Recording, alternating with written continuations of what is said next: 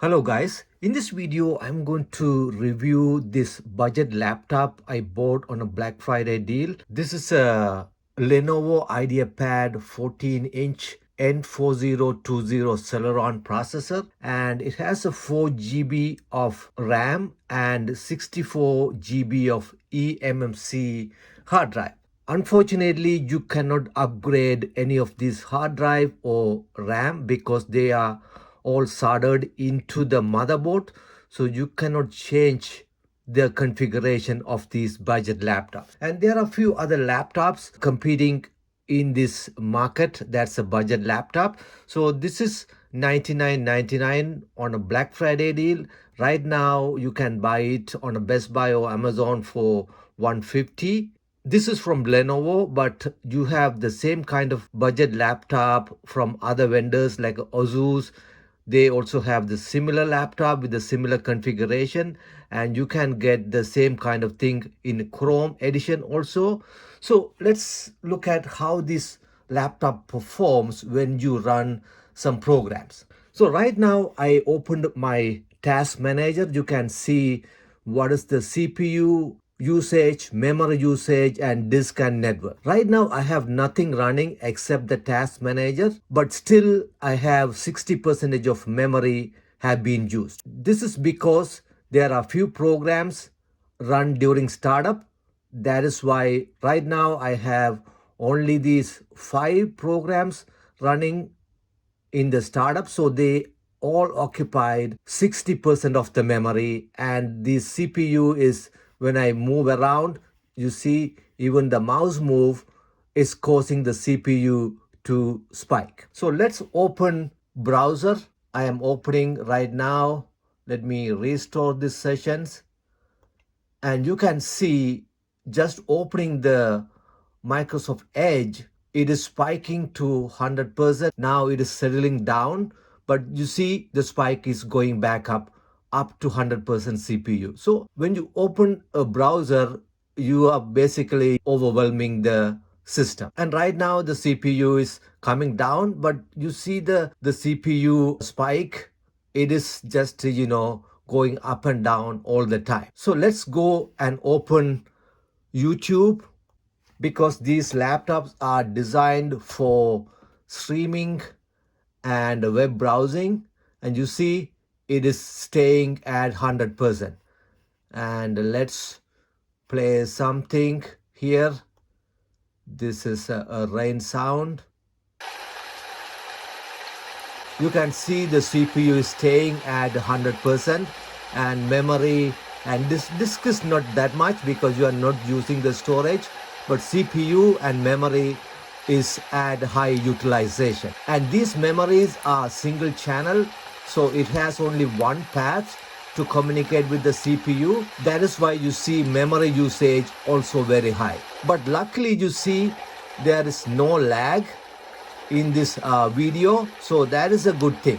Even though it is using 100% CPU, the video is not lagging. So let's go and open something else, and you see when I stop that one, it came down from that 100% spike. So you can see even just one YouTube playing, it's bringing the CPU closer to 100%, and still it's just varying all the time. So let's look at this one,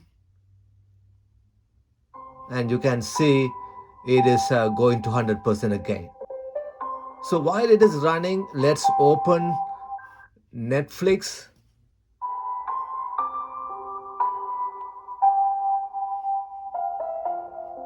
And you see it is buffering.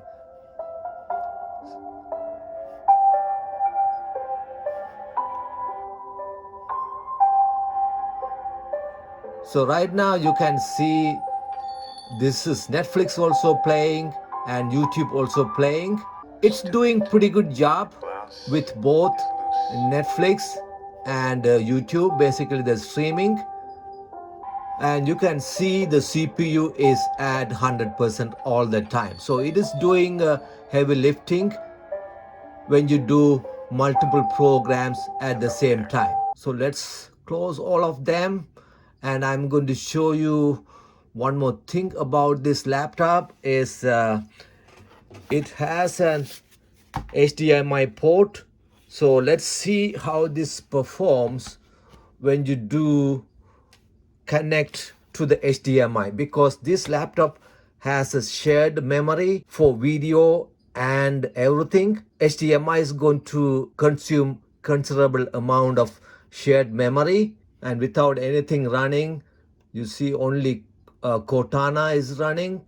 Now I'm going to connect the HDMI and see how the spike is going up with regard to memory and CPU.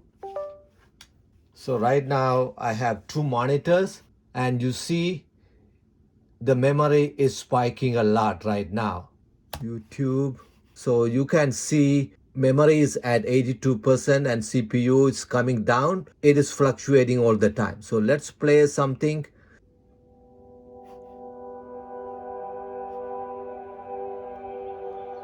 And you can see it is at 9387, especially the shared memory. You can see the spike in the shared memory.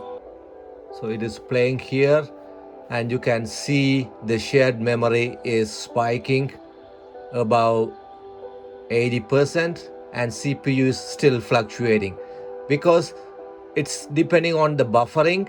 When it buffers, it's spike and then come down. You see it's 100%. So I'm typing something and playing something on the other end.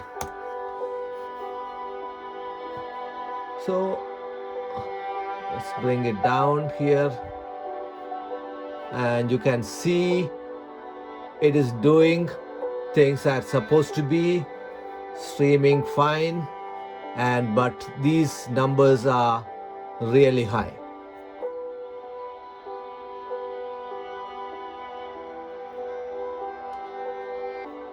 And you can see this display.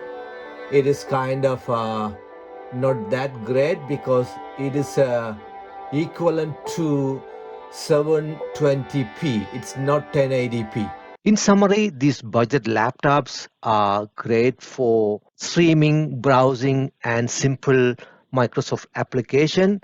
Even with this application, you can see the memory and the CPU are spiking more than 90, even to 100%. So you do not expect to run heavy gaming and heavy application on these budget laptops, because you only pay a fraction of the cost of a really good laptop which cost $400-500. So if you are looking for a laptop just for simple application like these, I would recommend to get this laptop. Otherwise, if you want to run big applications, gaming, you are not going to get a great performance out of this laptop. If you enjoy this video, leave me a thumbs up. Also, if you want to see more of this kind of video, please subscribe to the channel and turn on the notification.